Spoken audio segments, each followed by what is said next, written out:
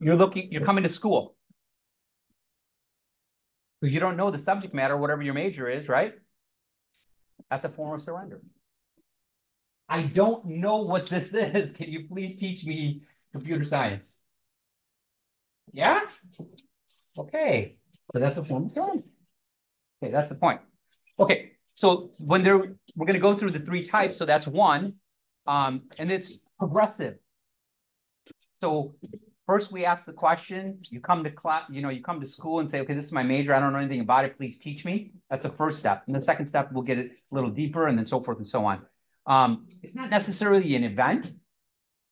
This process can take the gradual effect as well, right? It certainly can be an event. So that's kind of interesting part about that too. But there could be like mile markers in that. So how would mile markers in your surrender be? You mean in your life? In your whatever you're pursuing when you surrender to it, when you ask questions. Let's just say you come into school. What's the mile marker there? You're surrendering to because you don't understand computer science. Classes. Huh? Or you read the book and you So basically what it is those semesters. When a semester ends, that's a marker. You gained it, right? So first semester, second semester, and so forth and so on. Okay. I'm going to move on. Second is what we call sadhana bhakti. Can anybody define sadhana bhakti? Nope, Girish. Anybody else? Right here. So sadhana is a Sanskrit word for practice. And so bhakti, so when you start your practice of your devotional service, that's the second form of surrender. Okay. Thank you for coming. This is when it gets good. So you've made it perfect. Okay. Perfect timing. Okay. So this is a little deeper, right? So in our daily lives, how do we get deeper? So let's stick with our school example. You don't know computer engineering. You come and say, okay, please teach me computer engineering, Mr. Professor, PhD. Teach it to me. Second step is, so you're asking for help. Second step is he said, okay, I'll teach it for you, to you. Here's the process. Okay. Take these classes for 2 years. And in those classes, this is going to be the curriculum, et cetera, et cetera, et cetera. You start practicing it. That's a material example of surrender. Okay. So can somebody read this for me? Narendra, you want to read this for me? This divine energy of mind consisting of three modes of material nature is difficult to overcome, but those who have surrendered unto me can easily cross beyond it. Okay. So this is the second. This is Krishna talking about the surrendering process, right? We talked about it in chapter 2, and now we're in chapter 7 talking about the same thing. And so when we take up to a process, now let's bring it to spirituality. This is a key component of it because once we start taking up the process, we're already moving along the steps of getting closer to our goal, which is spiritual realization, yeah? Or love for God. Okay? 3, Saranagati, complete surrender. This is, yes. I just want to mention that in 2, commitment is required. A commitment is required. Yeah. The daily practice commitment. So when we say, hey, I'm going to make it a point. So who's been here? Somebody's been here like for a couple semesters coming here, right? I know you've been here. Do you mind sharing like maybe something that you committed to or something? Sorry to put you on the spot. It could be simple as just hearing or something. I mean, it could be simple. Chanting. Chanting? Yeah. Oh, you have, okay. Yeah. Like on in a kirtan or on the beads? On the japa? On the beads. On the beads, okay. So he made a commitment to chanting. Yeah. So that's a commitment. So once you make that commitment that you're going to do something like that, you've strengthened your surrender, okay, on the spiritual path. Because a lot of times we give these lectures and then people say, okay, so what can I do practically? Like, how do I start to feel what, you feel or what like, what am I supposed to do? So we talked about the 9 processes, right? Hear, chant. And this is what Rasa is talking about. In this, you actually commit to doing that. And that's the second level of surrender. Yeah? So when you start aligning with what Krishna wants, so he speaking the Bhagavad Gita, you read it as a philosophical study initially, probably, right? And then you start asking questions like, wait a minute, what does that mean again? Like, how do I apply that practically? Right? That's the first form. Then the second form is like, oh, okay, I got it. I'm going to start to practice this because this makes sense. That's second surrender. Okay. Okay. I'm sorry, third surrender. Oh, complete surrender. Sorry. When Krishna's will and my will are aligned, and so abandon all varieties of religion and just surrender unto me. Shall deliver you from all sinful reactions. Do not fear. Okay. This is heavy duty. Sorry, I messed up. This, this, a lot of you guys may know this story here, right? When we are trapped, we have nowhere to go. What ends up happening usually? You just go, oh, God, please, Krishna, help me. Jesus, help me. I don't know what to do. When we're complete, like, in this case, obviously this is a life or death situation here for this elephant, right? That's when we completely surrender and say, okay, whatever you do, just help me. Yeah? Anybody know what vraj means?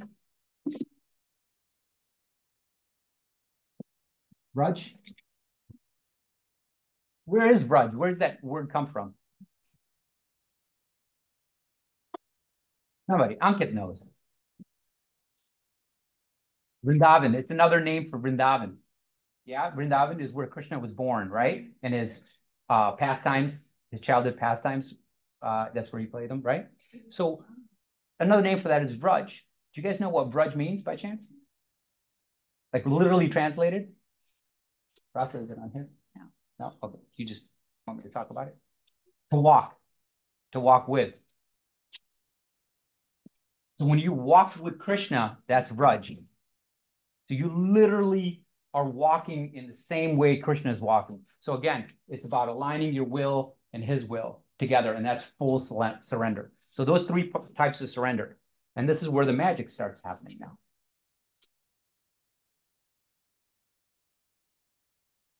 So why can't we surrender? That's the question. Because I can't surrender completely. Why? Why? Because gods or divinities, these are the three qualities, right? He's all knowing, all powerful, all compassionate. We just don't have faith that he's all knowing, all powerful, all compassionate. And that comes from Maya and illusion. We can get into that in the Q&A if you guys want to. It's independence. I can do it on my own. And I put example Stevie, so it's my son. Okay, so my son and I, we were estranged for a little while. Okay, and the estrangement was due to his thought of, I want to do this myself. I don't need your help, Dad, to succeed in life. I don't need it. That's the same mindset that we have with God.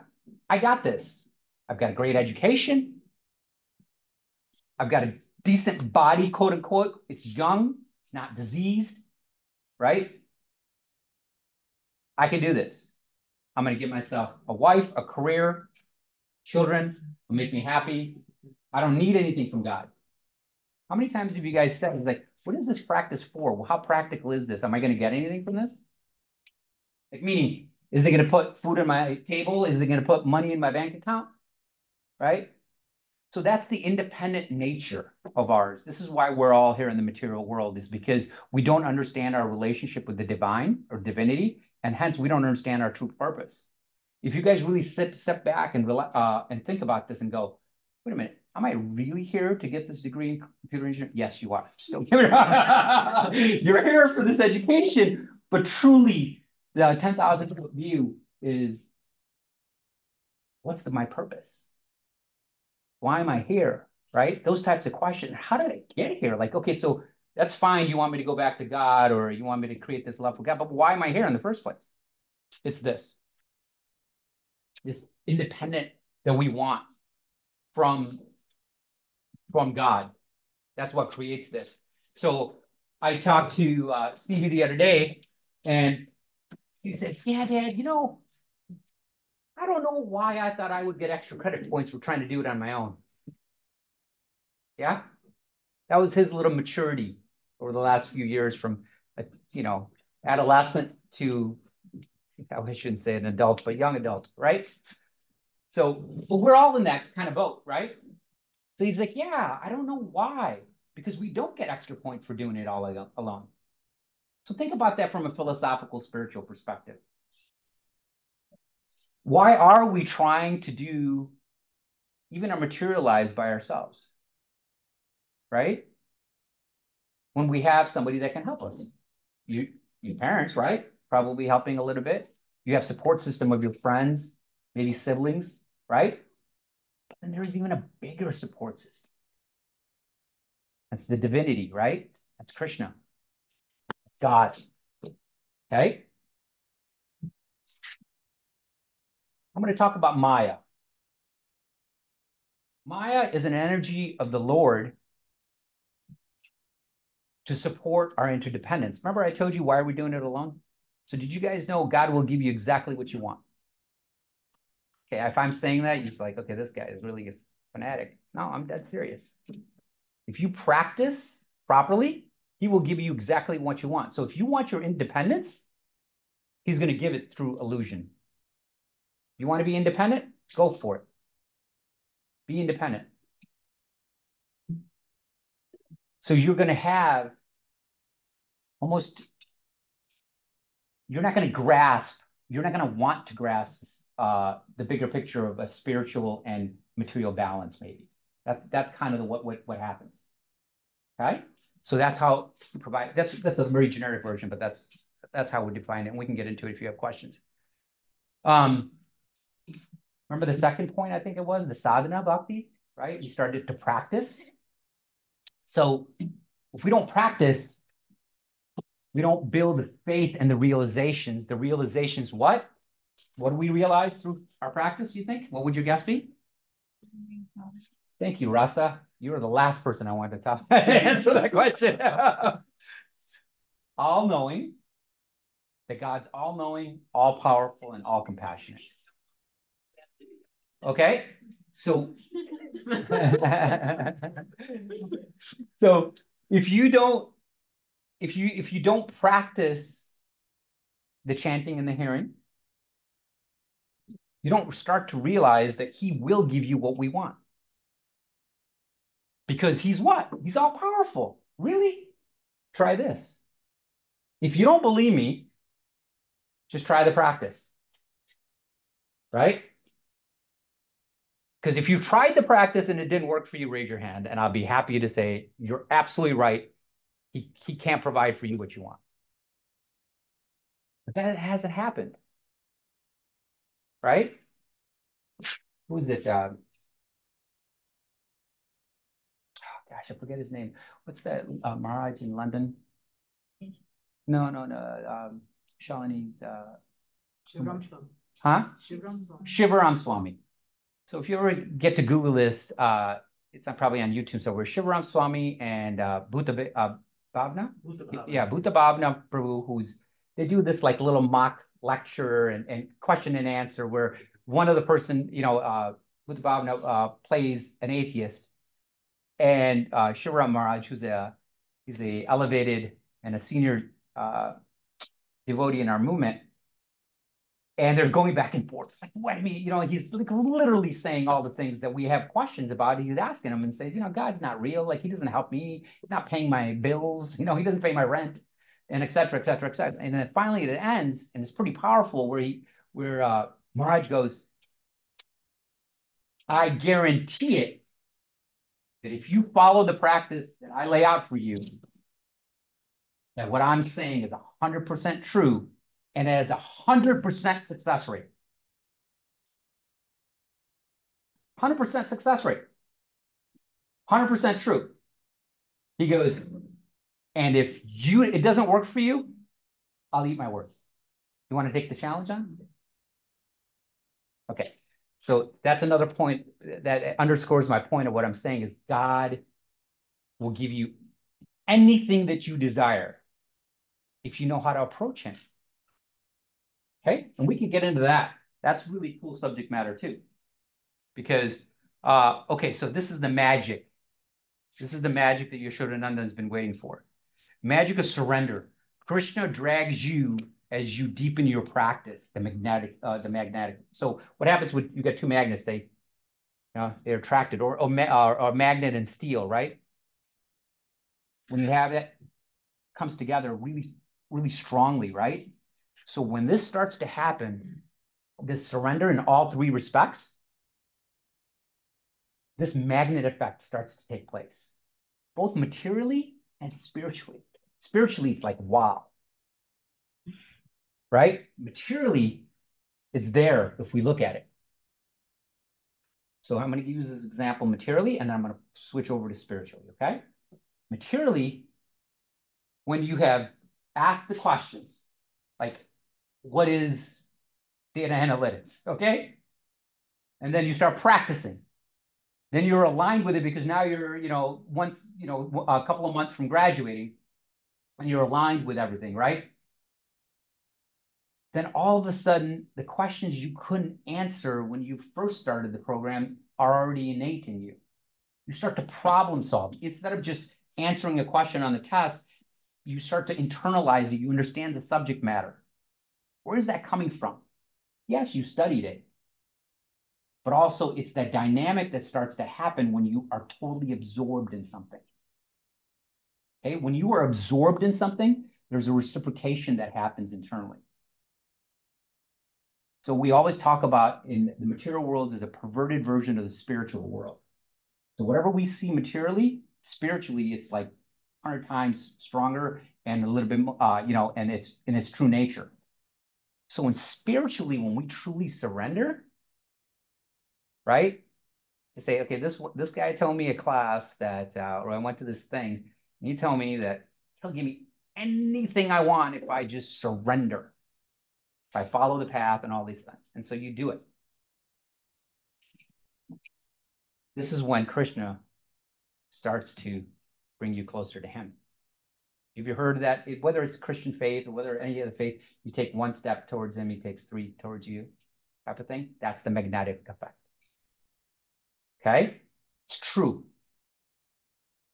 It happens. It happened to me. It happens to us. Anybody who practices, this happens to.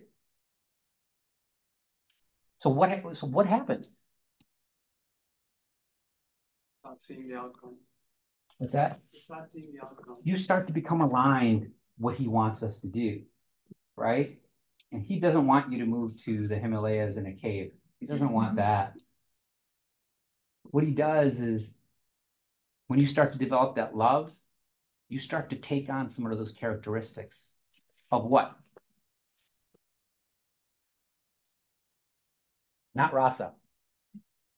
All powerful, all knowing, and all compassionate. So you start to know, hey, what's my purpose in life? And what is the purpose of life? And Indian word, the Sanskrit word is called Shakti. What's the literal translation in English, you think? Power. Power, yeah? Power. Okay, power is the best we can get. And compassionate. Love starts to emanate. You start to feel love for people sometimes maybe you didn't like so much before, because you know that they too are searching. They're just maybe a little bit more covered by what? Maya. Which is what? All it is that we want to be independent from the source. Right? I can do this myself, like Steve. Yeah? So that magnetic effect is the true benefit or result of surrender. When we completely surrender, like in the last picture where when you're into deep trouble, he's like, all right, I give up. Please let me do, or please take over. And then when he takes over, that's the beautiful part of it. And that's part of the process of bhakti, those 9 processes.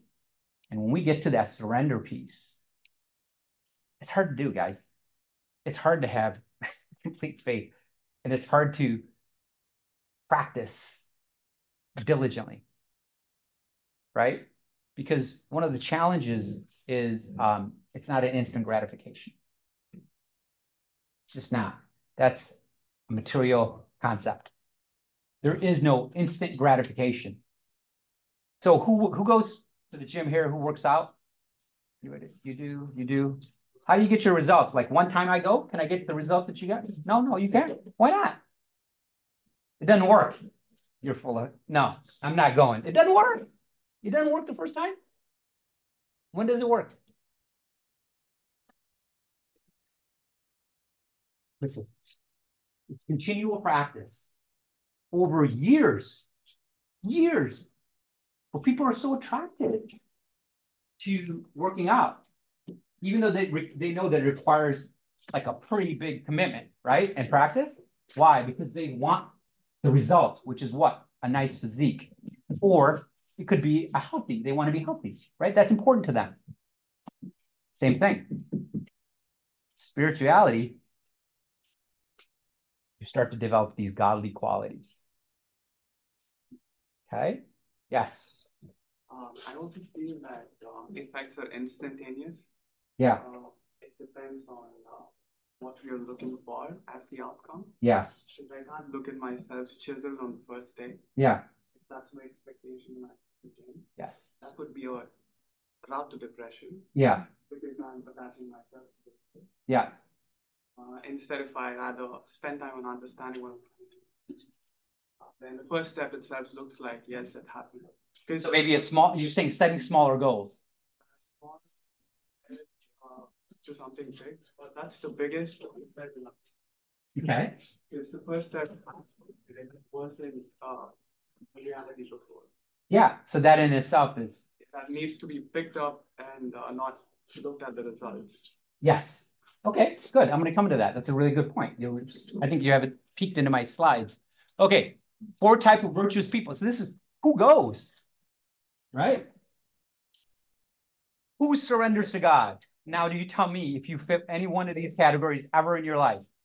All right. So if you didn't, you can raise your hand. Okay. The distress. We already talked about this. When you're in such a bad place, you're just like, oh my God, I don't know what to do. Right?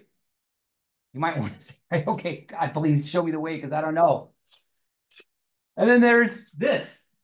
No one in this room is that, so we're just going to move on. I've been there. We all been there. It's okay. We are there. Right? We want money. Because I mean, like, yeah, of course. It's a medium exchange here. We need it. Okay. Seeker of knowledge. There's some people over there that want to know just to know. Like, what is the meaning of life? Right? They're inquisitive about what's the nature. Why am I here? I'm not here to just get married and have children and then disease and die. That's not the purpose, right? There's some people like that, like me. No, that wasn't even on my radar. So I got like 40. Okay, so then the man of wisdom, right? When he searches knowledge of the absolute, the inquisitive and the wisdom. Okay, these are the 4 people that go. Okay, can you guys fit in any one of those categories or multiple categories given in time? Okay. So at one point in time or other, you probably surrendered to God. Okay? In one of those 3 definitions, right? Probably. But if we just take this right here, it's okay. It's okay to be right here. It's actually, if you're here, this is the start to a beautiful journey for you. Why is this? Does anybody have a question like why this is in there? Well, like, what do you mean? You just told me you want to have a balanced life. You really want to talk. You want to grow your spirituality. But why is this an important piece to the puzzle? Why do you think that's there? I talked about it a little bit earlier. Yes. Because it requires discipline and commitment. Yeah, it does. And also think of it this way, though. You're actually acknowledging I'm not independent. I'm actually dependent. even with the pursuit of material desires that we all have, guys, the first step is understanding that I am not the complete doer, meaning it's not me that's going to accomplish it by myself. And that's the title of our presentation, right? Which was what is it? What was it? Dependent independence? Yeah. So you become independent when you depend, right? You get that freedom. Even here, once you recognize the fact that even my material welfare ultimately comes from the higher power or divine or God or however you want to say it, that's okay. Because once you start on your journey to seek that, you're going to start to see the other aspects of God. And even though you don't want to be like, I just want money, that's all I want right now. But once you start to believe that it actually comes from God, you'll start to develop those other things like compassion, kindness, love, all those things that are like boring now. But when you're 50, you're like, oh, I don't want to be known as this greedy, miserly, person. It's really cool when you're in your 30s to be that way. It really is. It's like, look, I'm doing this. Look what I'm doing. But when you start to get like old like me, then you start to say, oh, well, I don't want to like I want to be known as a good person. Like, right? You go to a funeral, no one's going to talk about how much money you had when you died. I don't know. Maybe they will.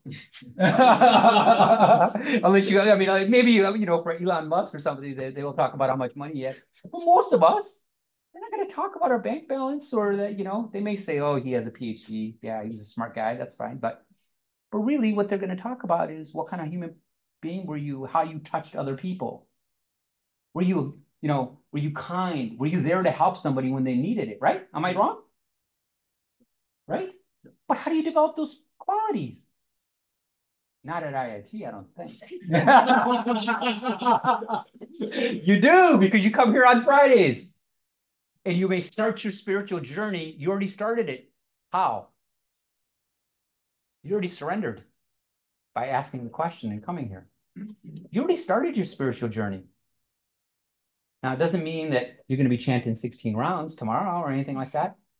But if you laid the foundation, if you just ask questions, see, that's what's so beautiful about that surrender. If you just ask questions later on in life,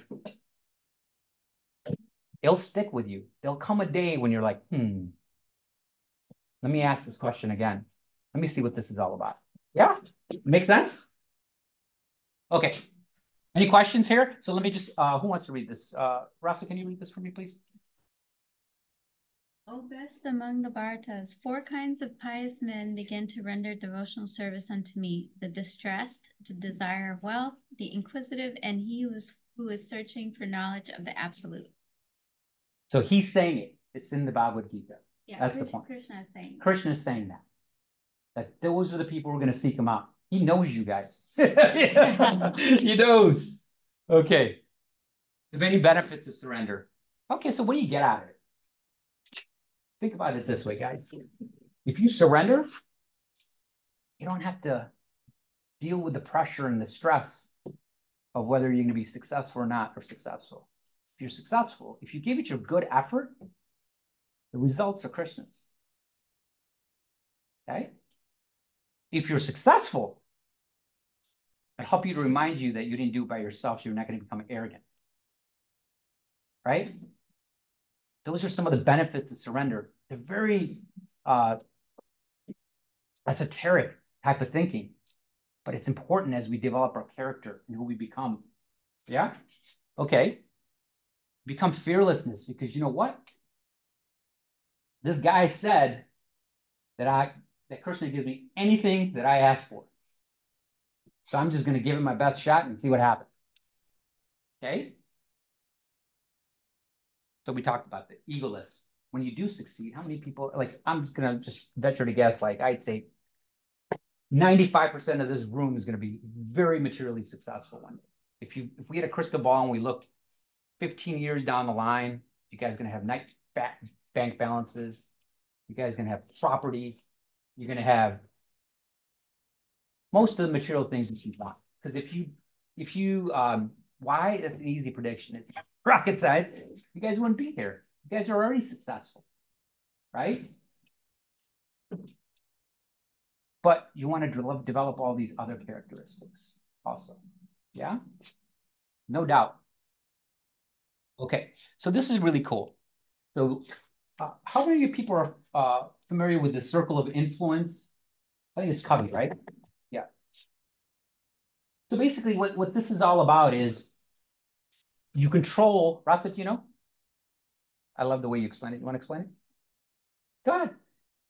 Okay, so you have a circle of control, which is um, basically what you can actually control. And then you have a circle of influence, which is outside of your control, but you can only influence it. And then obviously beyond that is something that you know, things that you can't control at all. Yeah. And so this is where people get really stressed out, is because they try to control things that are outside of their, you know, circle of control. And they try to control the influence, what they can influence. Yeah, so they try to create outcomes that are outside of their circle of control. Mhm. And that, you know, creates a lot of stress, uncertainty, anxiety, and so forth. So the idea is that you know, if you Focus on. focus on your circle of control and let go of everything else, then, you know, that's how you can reduce your anxiety and, Okay. and get better outcomes. Okay, great. Thank you so much. That was perfect. Spot on. So let's do a little exercise. So we're you know, I'm not. You guys are students. What can you control? What's in the circle of your control, and what's in the circle of your influence? So what's in your control? Studying. Awesome. Anything else? How much money you spend, right? Okay. Turning things in on time. Turning things in on time. Going to class. We control those things, right? What is not in our control? Grades. Wait a minute. Hold on a second. You guys stress about grades or about going to class? Isn't that amazing when you start to actually just sit back and think about that? You know, in our, like, you know, I'm in business, and so we just focus on like the task. You break it down in, you know, small parts. We all do. And so long as you're focusing on what I got to do today, that goal of hitting, you know, I'm in sales, goal of hitting our targets, sales targets, way down there. We focus on our sales target, we're never going to get there. But if we focus on what it takes to get there on a daily basis, what we have to do, then we'll see if the goal comes in or not comes in. It doesn't matter. We don't focus on it. Yeah, same kind of thing here, right? I'm sorry? Process oriented versus goal oriented. So which one, you know, it's nice to know where you're going, right? Obviously, when you're creating your plan. However, but over stressing on that, it becomes an influence. You can't control going to class, turning in your homework assignments, studying, making sure you're not spending more money than you have so you can stay in school, right? Etc. Isn't that a pretty powerful concept? It's old, you know, Stephen Covey, but it's so often though. I mean, you guys are you true to yourself. Like how much I do this all the time. I focus on things I don't even have control over unnecessarily. So surrendering, and back to surrendering. If you surrender, you don't have those anxieties. Just focus on what your prescribed duties are, which is to be a great student, and to be a, you know, your career, what you're going to get into. Just work hard, do what you're supposed to do. You're going to get the results you're going to get. It's not worth worrying about. I already told you everybody's going to be successful. But one thing else I'm going to tell you is all of you going to be successful in terms of how much money you make at different levels. Whoa. Are you going to be envious of the person sitting next to you 15 years from now because they have $100,000 more in their bank account than you do? No, that's silly. Right? But people get like that. They get like that. Okay, so surrender is not that scary. We do it in our material lives. We just don't know it. And here's the kicker. You can't advance in spiritual life until you do it. We can make progress. But then if you want that magnetic effect of Krishna helping you, that's what it is. You got to surrender. Okay, so who wants to read that? Can you read that, Prabhu? There. Shri Shri Shikshashtika by Lord Chaitanya Mahaprabhu. I know no one but Krishna as my Lord, and he shall remain so even if he handles me roughly by his embrace or makes me broken-hearted by not being present before me. He is completely free to do anything and everything, for he is always my worshipful Lord, unconditionally. Wow. That's serious surrender. Okay? That's the ultimate goal. Okay? That takes a lot of chanting in there. Right? A lot of chanting. That's a lifetime's worth. I mean, if we get there when I'm 80, I'll be thrilled, right? Or whatever. So that's what we're after. Okay? So why did I went right into it, right? Talking about God. This guy was thinking he's going to learn some concepts. And I'm talking about Krishna and surrender. Why? Because here's what I'm going to tell you why. Unless you want to be transformed, truly transformed, because that's what spirituality can do for you, regardless of what denomination it is. If it's Christian, if it's Muslim, it's whatever it is. It transforms you. What that means is who you are today, you're going to be something completely different. And that's exciting. You can't sugarcoat something powerful like transforming you. And this process of surrender and the 9 processes of bhakti that we talked about earlier, I can find it.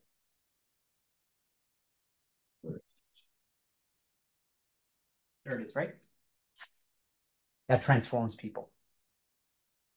It's like that Maharaj who says, I guarantee it, that there hasn't been a person who applied our process, the process, and not been transformed.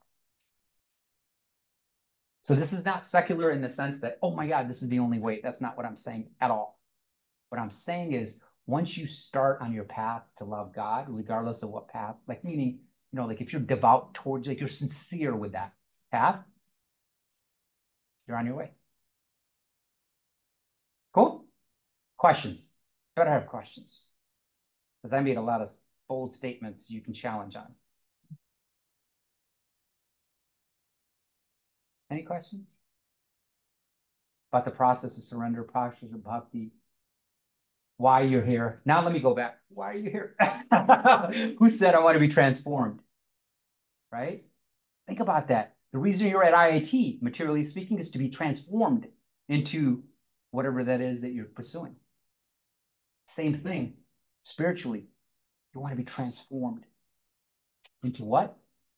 What do you want to be transformed? Not rasa. Or compassion? Somebody else? All-knowing. All-knowing, knowledge, and powerful. Because those are the qualities of God, right? And if we start our spiritual practice and our journey, that's how we become transformed. How many know swamis in India that can pretty much predict, like you'll know, you walk by a swami in Haridwar or something like that, and he's got this shakti, he can see the future, he can do all these little, he can do all these things, right? Yeah. Well, how did he get that?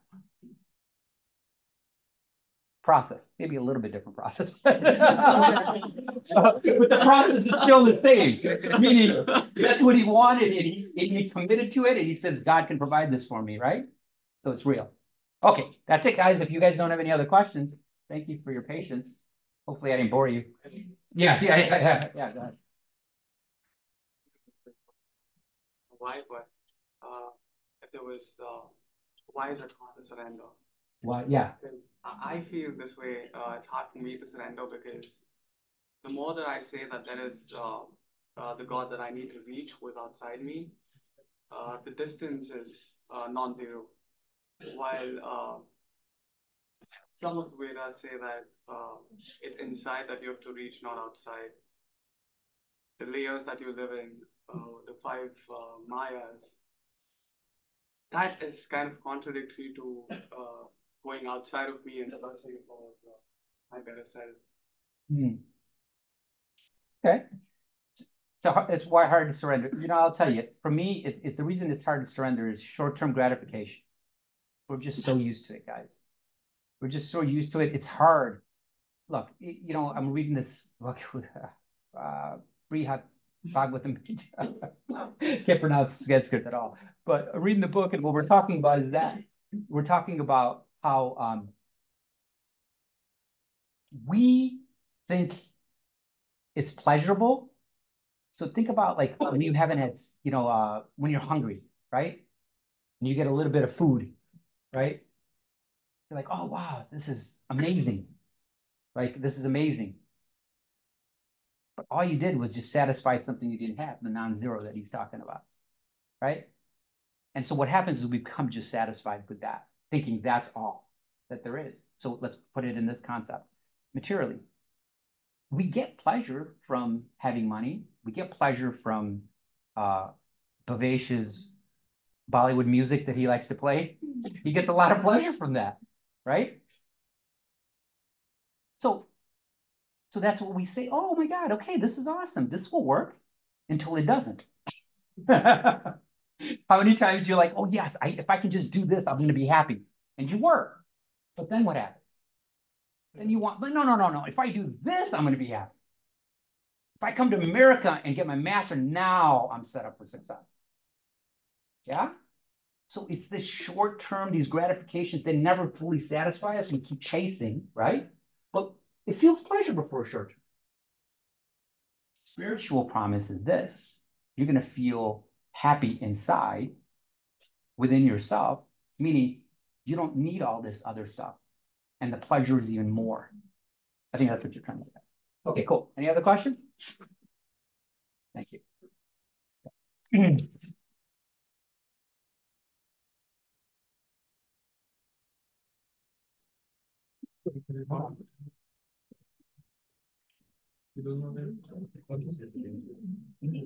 Yeah. Okay, next part of the program is some chanting, some mantra meditation. And so we're going to do it for a little bit, yeah? Yeah, Girish. No, Girish. Go ahead. Oh, you introduced. Oh, I'm introducing. No, mantra meditation. That's what we're going to do. It's going to be led by Girish. Yeah?